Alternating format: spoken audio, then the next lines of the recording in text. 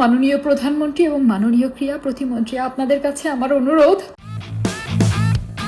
দীর্ঘ নীরবতা ভেঙে আবারও মুখ খুলেছেন জাতীয় নারী ক্রিকেট দলের সাবেক অধিনায়ক জাহানারা আলম। এক ভিডিও বার্তায় তিনি জানান, বিসিবির তদন্ত ও সিদ্ধান্তের জন্য কৃতজ্ঞতা প্রকাশ করলেও নারী দলের সাবেক ম্যানেজার মঞ্জুরুল ইসলামের শাস্তিকে যথেষ্ট মনে করছেন না তিনি। বিসিবির গত ২২ ফেব্রুয়ারি অনুষ্ঠিত বোর্ডের ভার্চুয়াল সভায় বাংলাদেশ ক্রিকেট বোর্ডের সাবেক নির্বাচক ও নারী দলের সাবেক ম্যানেজার মঞ্জুরুল ইসলামকে ভবিষ্যতে দেশের ক্রিকেটের কোনো কার্যক্রমে সম্পৃক্ত না রাখার সিদ্ধান্ত নেয়। যৌন হয়রানির অভিযোগের প্রেক্ষিতে গঠিত তদন্ত কমিটির সুপারিশের ভিত্তিতে এ ব্যবস্থা নেওয়া হয়। এই সিদ্ধান্তের পর জাহানারা এতদিন কোনো প্রতিক্রিয়া না জানালেও গত শনিবার ফেসবুকে দেওয়া এক ভিডিও বার্তায় তিনি জানান, আমি বাংলাদেশ ক্রিকেট বোর্ডের প্রতি কৃতজ্ঞতা প্রকাশ করছি।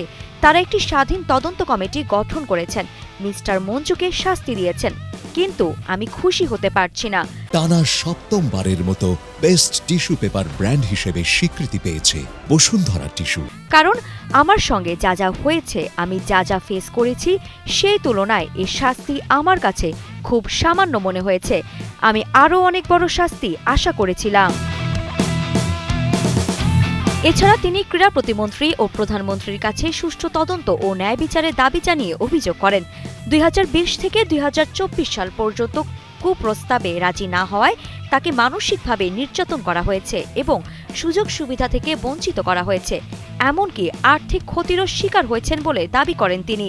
জাহানারা আলম আরও বলেন, শুধু মূল অভিযুক্তই নয়, তার সহযোগী একটি গ্রুপও এতে জড়িত ছিল এবং তাদের কোনো বিচার হয়নি। পাশাপাশি নারী ক্রিকেট নিয়ে কিছু সাবেক কর্মকর্তার মন্তব্যের সমালোচনা করেন তিনি। নারী ক্রীড়াবিদদের নিরাপত্তায় সেফগার্ডিং পলিসি চালু করার আহ্বান জানান।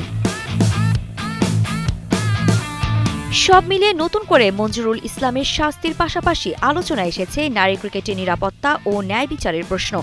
জাহানারা আলমের এই বক্তব্যের ক্রীড়াঙ্গনে স্বচ্ছ তদন্ত ও কঠোর নীতিমালার প্রয়োজনীয়তা আবারও সামনে এসেছে। এখন নজর বিসিবি ও সংশ্লিষ্ট কর্তৃপক্ষের পরবর্তী পদক্ষেপের দিকে। আরিফা জাহান, কালের কণ্ঠ স্পোর্টস।